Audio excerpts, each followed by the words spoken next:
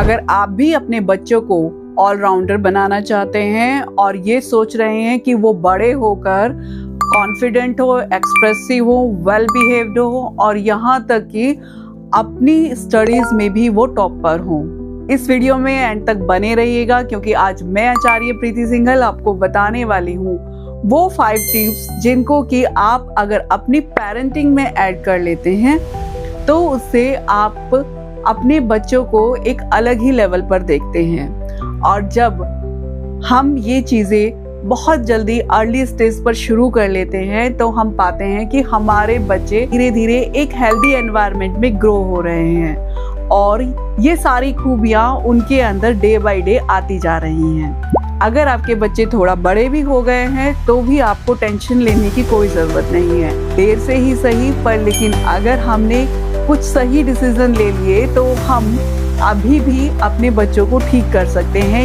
या अभी भी हम उनकी ग्रोथ को इम्प्रूव कर सकते हैं। देखिए, जैसे हम सबको पता है कि हमारे बच्चे हमारा ही नहीं बल्कि इस देश का भी फ्यूचर हैं, तो भी हमारी ये रिस्पॉन्सिबिलिटी बनती है कि हम अपने बच्चों में वो सारे गुण डालें ताकि वो हमारा और हमारे देश का नाम और ऊंचा कर सकें।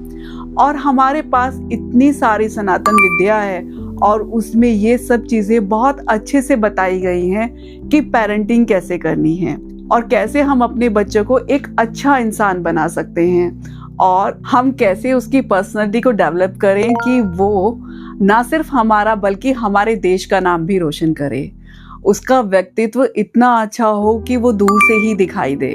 इसके लिए जो सबसे पहला टिप है वो है हमारा अपने बच्चों के साथ व्यवहार और आपस में व्यवहार, क्योंकि जैसे हम सब जानते हैं कि हमारे बच्चे वो ही सीखते हैं जो कि वो देखते हैं। अगर वो हमें आपस में झगड़ते देखेंगे तो वो झगड़ा सीख जाएंगे और अगर वो हमें आपस में अच्छे से बात करते देखेंगे तो वो वही चीज़ सीख जाएंगे। अगर आपको अपने बच्चों को वेल बिहेव्ड करना है, अगर आप ये चाहते हैं कि आपके बच्चे आगे चलकर आपकी तरह ना बने, तो सबसे पहले आपको अपने लेवल पर ये सब चीज़ें अपनी लाइफ से दूर करनी होंगी। आपको ये समझना होगा कि जब तक आप ये चीज़ें नहीं छोड़ेंगे तब तक आप उनसे ये उम्मीद नहीं कर सकते कि वो बड़े होकर इस सिचुएशन को कैसे हैंडल करेंगे। इसके लिए मैं एक छोटी सी स्टोरी बताती हूँ। एक बार एक मदर अपने बेटे के गुड़ खाने की आदत से बहुत ज़्यादा परेशान थी और उनको लगता था कि इतना गुड़ उसको नुकसान दे जाएगा। तो वो एक गुरुजी के पास उनको ले गई और बोली कि गुरुजी ये बहुत ज़्यादा गुड़ खाता है तो प्लीज़ आप इसको समझाओ ना। गुरुजी ने कहा ठीक है, आप 1 हफ्ते बाद आना। मदर 1 हफ्ते बाद गई और फिर से उन्होंने ये कहा कि गुरुजी आपने हमें 1 हफ्ते बाद बुलाया था, अब बताओ इसको समझाओ प्लीज़। तो गुरुजी ने कहा कि बेटे आपको गुड़ नहीं खाना है, गुड़ आपकी सेहत के लिए अच्छा नहीं है, ये आपको नुकसान दे जाएगा, आप इसको छोड़ दो। मदर बहुत हैरान थी कि आपको यही बातें बतानी थी, ये बात तो आप 1 हफ्ता पहले भी बता सकते थे, तो आपने 1 हफ्ते का वेट क्यों कराया? इसमें तो कोई ऐसी बात नहीं थी कि जो आप पहले नहीं कह सकते थे। तब गुरुजी ने कहा कि मैं 1 हफ्ता पहले मैं खुद गुड़ बहुत ज़्यादा खाता था, जब तक मैं गुड़ खाता हूँ तो मैं उसको कैसे मना कर सकता था। ये 1 हफ्ता पहले मैंने गुड़ छोड़ा है, अब मैंने उसको बोला, अब उसके लिए भी छोड़ना आसान हो जाएगा।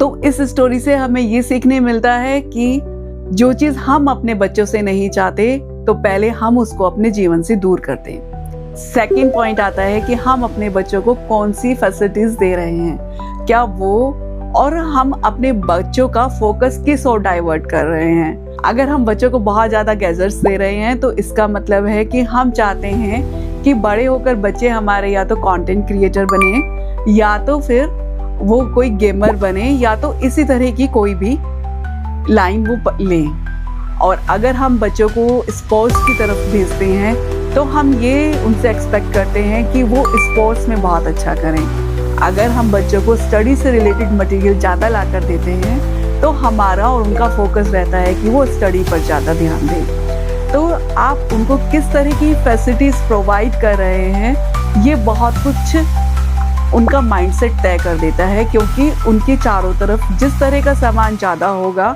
उनका थॉट प्रोसेस उसी तरफ ज़्यादा जाएगा। तो आप अपने बच्चे को क्या बनाना चाहते हैं उससे रिलेटेड ही चीज़ें उनको ला कर दें।